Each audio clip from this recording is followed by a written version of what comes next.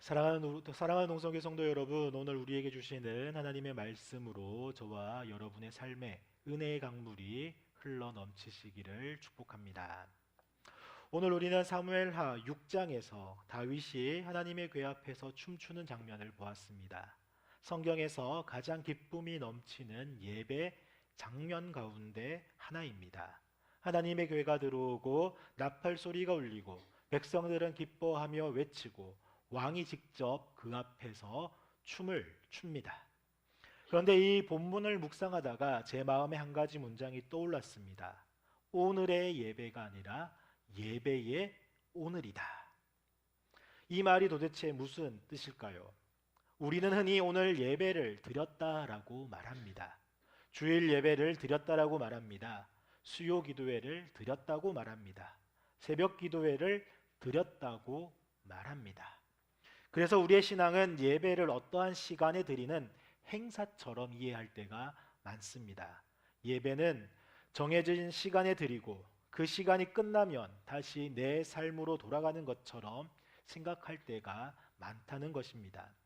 그런데 오늘 본문은 우리에게 전혀 다른 질문을 던지고 있습니다. 다윗이 하나님 앞에서 춤을 춘 것은 단지 예배를 드린 한순간이었을까? 아니면 하나님을 중심에 두고 살아가는 한 사람의 삶이 겉으로 드러나는 순간은 아니었을까? 오늘 하나님께서 하나님께 예배드리는 사람인지 아니면 하나님께 예배드리며 오늘을 살아가는 사람인지 한번 우리 스스로를 점검해 볼 수 있기를 바랍니다. 오늘 우리는 바로 그 질문 앞에 서 있습니다. 우리는 지금까지 다윗의 길을 따라오면서 계속 한 가지를 보았습니다. 다윗은 세상이 기대하는 방식으로 왕이 되어간 사람이 아니었다라고 하는 사실입니다. 아둘람 굴에서 다윗은 힘 있는 사람들과 함께하지 않았습니다. 환난 당한 사람들, 빚진 사람들, 마음이 원통한 사람들이 다윗에게 모여 들었습니다. 세상이 보기에는 왕의 모습이 아니라 오히려 실패한 사람들의 우두머리처럼 보이는 그런 자리였습니다. 그러나 하나님은 바로 그 자리에서 다윗을 왕으로 빚고 계셨습니다. 엔게디 굴에서도 마찬가지였습니다. 세상은 원수를 제거할 기회를 붙잡는 사람이 왕이 된다라고 생각을 했습니다. 왕이 되는 길은 제거가 아니라 기다림이라는 것을 다윗은 그 광야에서 칼을 멈추면서 배워 나갔던 것입니다. 그리고 지난주 헤브론과 예루살렘의 장면에서도 우리는 같은 사실을 보았습니다. 세상이 생각하는 왕은 자기 지지 세력을 붙잡고 자기 기반을 더욱더 견고히 하는 사람입니다. 그러나 다윗은 헤브론에 머물지 않았습니다. 그는 모든 지파가 함께 설 수 있는 예루살렘으로 올라갔습니다. 이렇게 보면 지금까지 다윗의 길은 한 번도 세상이 기대하는 왕의 길이 아니었던 것입니다. 그런데 오늘 본문에 이르러 그 긴 흐름이 다시 한 번 더 분명하게 드러납니다. 이제 다윗은 정말로 왕이 되었습니다. 광야의 도망자가 아닙니다. 아둘람 굴에 숨어있던 사람도 아니었습니다. 칼을 멈춘 채 기다리는 사람만도 아닙니다. 예루살렘에 입성한 왕입니다. 또한 나라를 통합한 왕입니다. 그렇다면 이제는 세상이 기대할 법한 그런 왕의 모습이 드러날 법도 합니다. 왕이라면 위엄이 있어야 합니다. 왕이라면 백성 앞에 품위를 지켜야 합니다. 왕이라면 자기 자리를 무겁게 또한 지켜나가야 합니다. 왕이라면 일정한 거리와 권위를 끝까지 유지해야만 합니다. 그런데 바로 그 자리에서 다윗은 하나님의 궤 앞에서 춤을 춥니다. 왕의 위엄을 세우기보다 하나님의 임재를 기뻐했습니다. 자기 체면을 지키기보다는 하나님 앞에서 낮아졌습니다. 바로 여기에서 한 사람이 그 장면을 바라봅니다. 미갈입니다. 우리는 미갈을 너무 쉽게 다윗의 반대편에 세워놓고 읽을 때가 있습니다. 그러나 미갈의 시선은 단순히 악한 시선이라고만 말하기 어렵습니다. 어쩌면 미갈의 반응은 너무나도 자연스럽고 상식적인 반응이었습니다. 그는 사울 왕의 딸이었습니다. 왕궁에서 자란 사람이었고 왕이 어떻게 말하고 어떻게 서야 하는지, 왕에게 어떤 품위가 있어야 하는지 몸에 배어 있는 사람이 미갈이었습니다. 왕은 높아 보여야만 했습니다. 쉽게 자신을 드러내서는 안 되었고 백성 앞에서 또한 일정한 거리를 유지해야만 했습니다. 그런 미갈의 눈에 지금 다윗의 모습은 이해하기 어려웠을 것입니다. 왕이 백성들 앞에서 몸을 낮추고 힘껏 뛰고 스스로를 드러내며 기뻐하는 모습은 왕다운 모습이 아니었습니다. 그러니 미갈의 말은 단지 삐뚤어진 비난만은 아니었을 수 있습니다. 그에게는 그 나름 왕에 대한 이해가 있었고 또 그 기준으로 볼 때에 지금의 다윗의 행동은 왕의 품위를 스스로 무너뜨리는 것처럼 보였을 것입니다.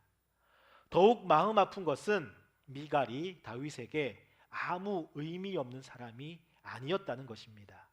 다윗은 왕이 된 뒤 가장 먼저 미갈을 다시금 데려오게 했습니다. 정치적으로 보면 사울 집안과의 연결을 회복하는 의미도 있었겠지만 그것만으로는 다 설명하기 어렵습니다. 다윗에게 미갈은 처음 사랑했던 아내였습니다. 그만큼 특별한 마음이 있었습니다. 어쩌면 다윗은 미갈이 누구보다도 자기 마음을 이해해 주기를 바랬을지도 모릅니다. 왕이 되었지만 여전히 하나님 앞에서는 자신을 낮추고 기뻐할 수밖에 없는 이 마음, 왕좌보다 하나님의 임재를 더 크게 여기는 이 마음을 가장 가까운 자리에서 미갈이 알아주기를 바랬을지도 모릅니다. 그런데 바로 그 미갈이 창문에서 그를 내려다보며 업신여깁니다. 그러니 이 장면은 단순히 경건한 다윗과 악한 미갈의 대립으로만 읽기에는 너무 슬픈 장면입니다. 이것은 하나님 앞에서 살고자 하는 다윗의 마음과 왕궁의 질서와 품위를 너무나도 당연하게 여기는 이 미갈의 시선이 서로 끝내 만나지 못하는 비극적인 어긋남의 장면이기도 합니다. 그래서 오늘 본문은 예배를 둘러싼 단순한 취향 차이나 또 감정의 차이를 보여주는 본문이 아닙니다. 이 본문은 왕이 무엇인가를 다시금 묻는 본문입니다. 세상이 말하는 왕은 높이 서 있는 사람입니다. 품위를 유지하는 사람입니다. 자기 자리를 무겁게 지키는 사람입니다. 그러나 성경이 보여주는 왕은 하나님 앞에 서는 사람입니다. 하나님이 중심이 되실 때 자기 체면보다 하나님의 영광을 더 크게 여기는 사람인 것입니다. 백성 앞에서 높아 보이기보다는 하나님 앞에서 낮아질 줄 아는 이것이 성경이 보여주는 왕의 모습입니다. 지금까지 다윗의 길은 계속 그 길이었습니다. 아둘람 굴에서도 엔게디 굴에서도 헤브론과 예루살렘에서도 그러했습니다. 그리고 오늘 하나님의 궤 앞에서 춤추는 장면은 그 모든 흐름의 연장선 위에 있습니다. 왕이 되었어도 다윗은 달라지지 않았습니다. 아니 더 분명해졌습니다. 그는 왕이기 전에 하나님 앞에 서 있는 사람이었습니다. 그렇다면 오늘 이 사무엘하의 이 말씀을 하나님의 말씀으로 다시 읽었던 공동체에게 오늘 본문은 어떻게 들렸겠습니까? 그들에게 이 말씀은 단지 위대한 왕 다윗의 감동적인 예배의 장면이나 신앙 좋은 한 사람의 본보기 이야기로만 들리지 않았을 것입니다. 왜냐하면 이 말씀을 다시금 붙들었던 공동체는 이미 왕국이 무너진 시대를 살고 있었기 때문입니다. 한때 하나님의 궤가 들어오며 기쁨과 환호로 가득했던 그 예루살렘은 폐허가 되었습니다. 다윗이 왕이 되어 하나님을 중심에 두려고 했던 그 왕국은 역사 속에서 산산이 부서졌습니다. 이 말씀을 읽은 공동체는 단순히 다윗은 참 예배를 잘 드린 그런 왕이었다라는 식의 교훈으로만 읽지 않았습니다. 지금 현실 가운데 다음과 같은 질문을 던지고 있습니다. 다윗은 왕이 되었을 때 자기 왕권보다 하나님의 임재를 먼저 두었는데 왜 우리는 하나님보다 다른 것들을 더 중심에 두고 살았었나? 다윗은 예루살렘에 하나님의 궤를 모셔오며 왕국의 중심을 하나님께 내어드렸는데 우리는 하나님 아닌 것들을 중심으로 섬겼기 때문에 바벨론 포로가 된 것은 아닌가? 그래서 이 말씀은 그들에게 다윗의 위대함을 감탄하게 하는 말씀이기보다는 무너진 자신의 그 시대를 비추는 하나님의 거울 같은 말씀이었습니다. 그러나 동시에 이 본문은 무너진 그 당시 시대에도 여전히 살아계신 하나님을 다시금 바라보게 하는 소망의 말씀이기도 했습니다. 단순히 다윗이 기뻐하며 춤추는 이야기가 아니라 하나님의 임재가 다시금 공동체의 중심으로 들어오는 이야기로 들려졌습니다.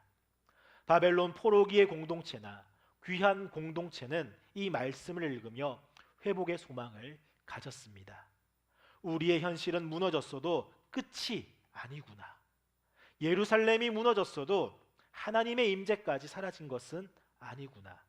하나님이 다시 우리 가운데 중심이 되시면 처절한 삶의 그 자리에서도 공동체는 다시 살아날 수 있구나.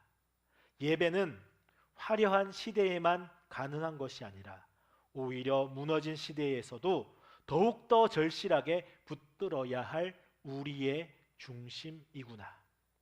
그래서 이 본문은 그들에게 과거의 영광을 추억하게 하는 기록이 아니라 현재의 이 절망 속에서 다시금 하나님을 중심에 두라고 부르시는 바로 살아있는 하나님의 말씀이었습니다.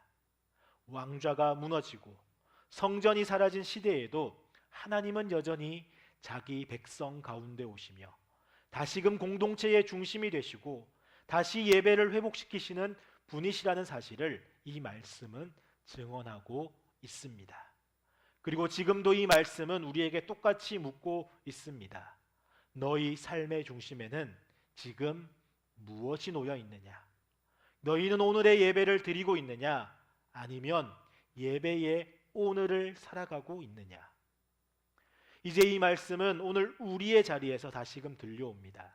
우리는 어느 시대보다 많은 예배 속에서 살아가고 있습니다.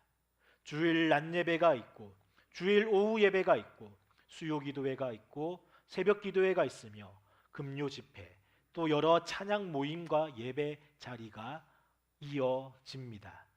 겉으로 보면 우리는 분명 예배가 많은 시대를 살고 있습니다. 그런데도 우리 마음에는 아직 해결되지 않은 문제가 남아 있습니다. 여전히 갈급함 또한 남아 있습니다. 예배가 삶이 되지 못하고 삶 속에서 예배만 소비하고 있지는 않습니까? 왜 예배는 이렇게 많은데 우리의 삶은 쉽게 달라지지 않는 것입니까? 왜 예배를 드리는데도 세상 속에서 그리스도인으로서의 무게와 향기는 분명하게 드러나지 않는 것입니까? 예배의 횟수가 부족해서가 아니라 우리의 삶의 중심이 여전히 하나님이 아닌 다른 것은 아닙니까? 예배의 자리에 나오면서도 하나님보다 다른 것들을 우리는 더 크게 붙들고 있지는 않습니까?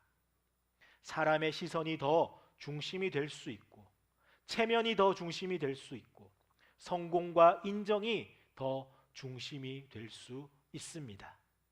내 자리와 내 방식이 더 중심이 되었던 것은 또한 아닙니까? 분명 예배는 많아졌고 많이 드리는데 하나님이 중심이 아닐 수 있습니다. 교회 안에서는 예배하는 사람처럼 보이지만 세상 속에서는 여전히 하나님보다 다른 기준에 끌려 살아가게 됩니다. 그래서 신앙의 영향력은 약해지고 삶은 예배와 따로 노는 것처럼 보이며 어떤 때는 세상 속에서는 작아지고 교회 안에서만 커 보이는 그런 신앙으로 머물게 되기도 합니다. 바로 여기서 오늘 본문은 우리를 다시금 세워 묻습니다. 나는 예배를 많이 드리는 사람인가? 아니면 하나님을 중심에 두고 살아가는 사람인가? 이것이 곧 서론에서 던졌던 그 질문입니다. 오늘의 예배를 드리고 있는가? 아니면 예배의 오늘을 살아가고 있는가? 하는 질문입니다.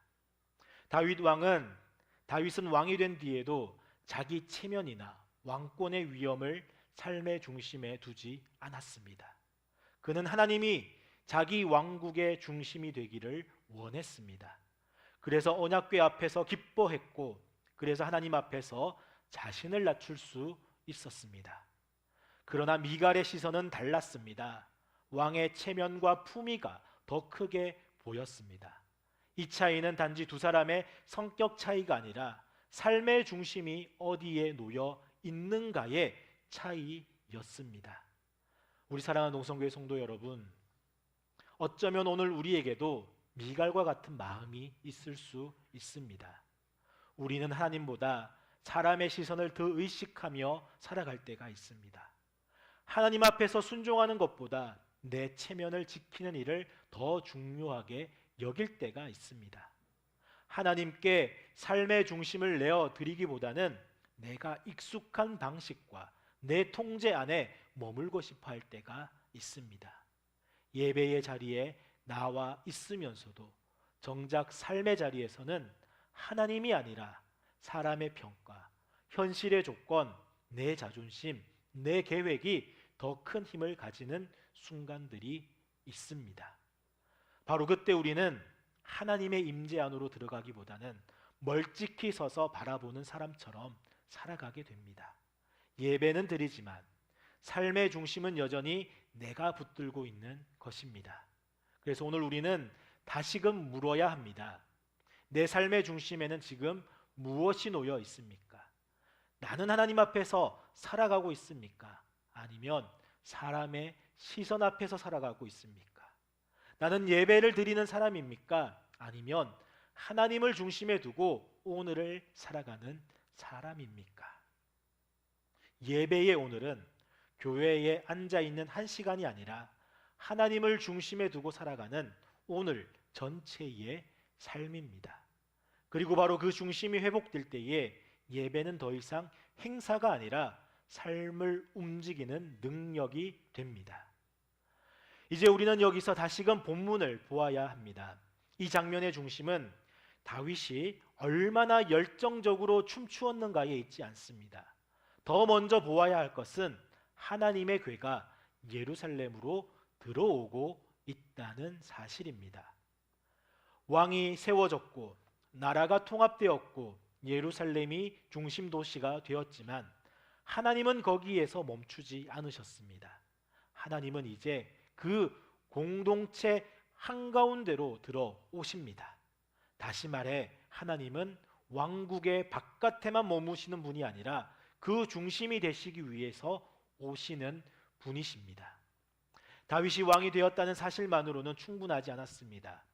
예루살렘이 세워졌다는 사실만으로도 충분하지 않습니다.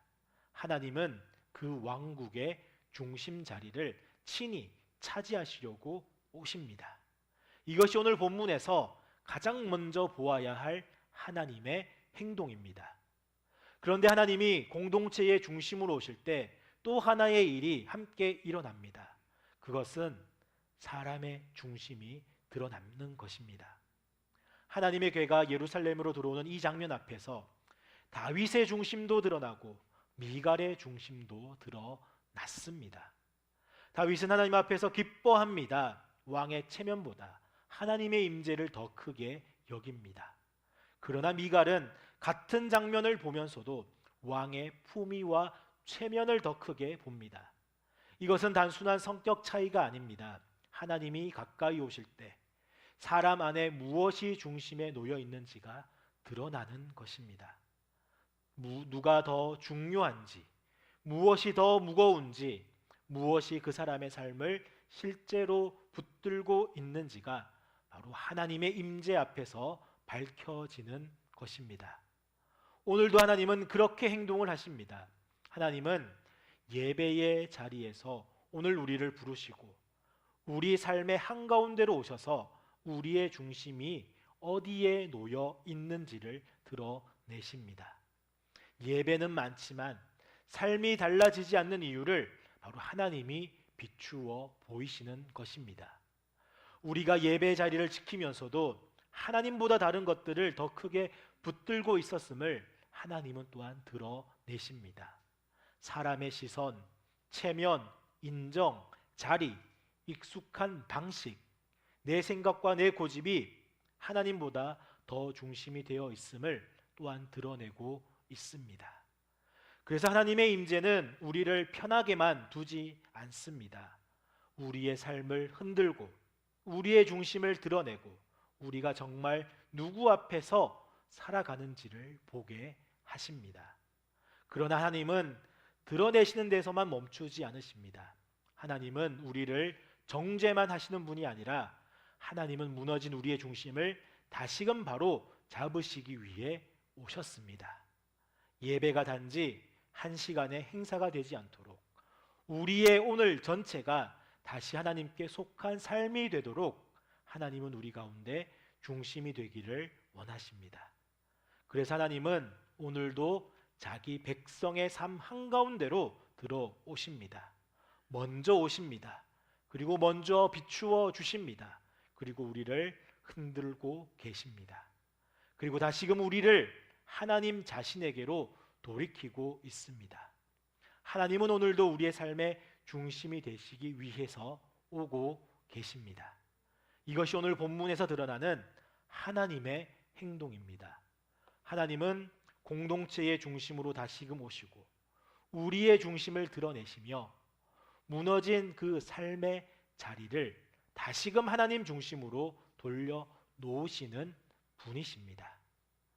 우리 사랑하는 농성교회 성도 여러분, 이제 하나님이 공동체의 중심으로 다시 오시고 우리의 중심을 드러내시며 무너진 삶의 자리를 다시금 하나님께로 돌이키시는 이 일은 이 구약의 한 장면에서만 끝나지 않습니다. 하나님은 마침내 예수 그리스도 안에서 친히 우리 가운데 오십니다. 사무엘하 6장에서 하나님의 교회가 예루살렘으로 들어왔던 것은 하나님의 임재가 공동체의 중심으로 들어오는 사건이었습니다. 그러나 그것은 더 큰 임재를 미리 보여주는 그림자이기도 했습니다.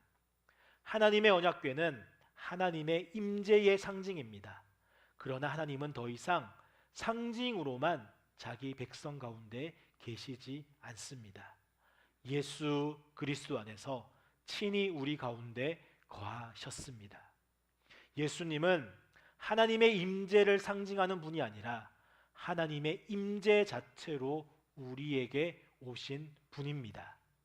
그런데 그 예수님께서 우리 가운데 오셨을 때에 드러나는 것 또한 똑같습니다. 사람의 중심이 드러났습니다. 누군가는 예수님 앞에서 엎드렸고 누군가는 끝까지 자기 체면을 붙들었습니다.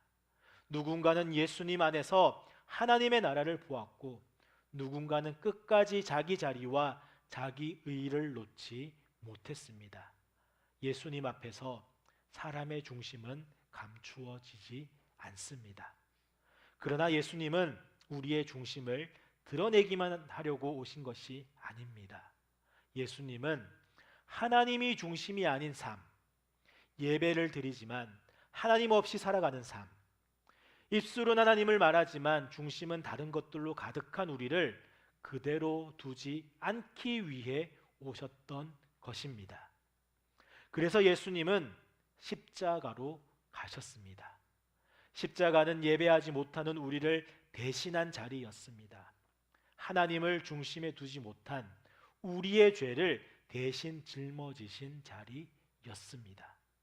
하나님보다 다른 것을 더 크게 붙들었던 오늘 우리의 중심을 예수 그리스도께서 대신 감당하신 자리가 십자가였습니다. 그리고 부활하심으로 예수님은 새로운 삶의 길을 우리 가운데 여십니다. 이제 우리는 단지 예배 한 시간을 드리는 사람으로만 남지 않습니다. 예수 그리스도 안에서 하나님을 중심으로 두고 살아가는 사람으로 다시금 부르심을 받았습니다. 그러므로 예배의 오늘은 우리의 결심으로 만들어지는 것이 아닙니다. 이 예배의 오늘은 바로 예수 그리스도께서 우리의 삶의 중심이 되실 때 시작됩니다. 그리고 성령 하나님은 바로 그 은혜를 오늘 우리의 삶에 적용하고 있습니다. 굳어있던 중심을 흔드십니다. 다른 것들로 가득 차 있던 마음을 비추어 주십니다. 그리고 다시 하나님을 중심에 두는 삶으로 우리를 이끌고 가십니다. 우리 사랑하는 농성교회 성도 여러분, 우리는 더 이상 예배를 많이 드려야 한다라는 부담으로 살지 않습니다. 우리는 예수 그리스도 안에서 이미 하나님 앞으로 나아가게 된 사람들이고 하나님을 중심에 두는 삶으로 다시 살아가게 된 사람들입니다. 예배는 더 이상 교회 안에서만 드리는 한 번의 행사가 아닙니다. 예배는 예수 그리스도 안에서 하나님이 중심이 되신 삶 전체입니다. 그래서 오늘 본문은 다윗처럼 춤추며 예배하라는 말이 아니라 그보다 더 깊이 예수 그리스도 안에서 하나님이 다시 우리의 삶의 중심이 되셨다고 선포하는 말씀입니다. 그 은혜 안에서 오늘도 우리는 오늘의 예배를 드리는 사람을 넘어 예배의 오늘을 살아가는 사람으로 부름을 받았습니다. 사랑하는 농성교회 성도 여러분, 오늘 본문은 우리에게 단지 예배 장면 하나를 보여주지 않습니다. 이 본문은 왕이 된 다윗의 삶의 중심에 무엇이 놓여 있는지를 보여줍니다. 다윗은 왕이 되었지만 자기 왕권보다 하나님의 임재를 먼저 두었습니다. 그래서 그는 오늘의 예배를 드린 사람이 아니라 예배의 오늘을 살아간 사람이었습니다. 그리고 오늘 하나님은 이 말씀을 통해 우리의 삶도 다시금 비추고 계십니다. 나는 예배를 많이 드리는 사람인가? 아니면 하나님을 중심에 두고 살아가는 사람인가? 예수 그리스도 안에서 하나님은 이미 우리 삶의 중심으로 오셨습니다. 그러므로 이제 예배는 한 시간의 행사가 아니라 하나님이 중심이 되신 삶 전체가 됩니다. 우리 사랑하는 농성교회 성도 여러분, 이제 더 이상 사람의 시선과 체면과 또 내가 붙들고 있는 그런 익숙했던 방식 안에서만 머물지 마십시오. 예배를 바라보는 사람으로만 남아있지 마시고 하나님을 말하는 사람으로만 머물지 마십시오. 하나님이 중심이 되는 자리로 나아가시길 축복합니다. 내 삶의 통제권을 붙들고 있는 자리에서 하나님께 자신을 내어드리는 자리로 나아가시길 축복합니다. 오늘의 예배를 드리는 데서만 머물지 말고 예배의 오늘을 살아가십시오. 저와 사랑하는 농성교회 성도 여러분의 삶 가운데 오늘의 예배를 드리는 데서만 머무르지 않고 예배의 오늘을 살아가는 은혜가 가득하기를 축복합니다. 기도하겠습니다.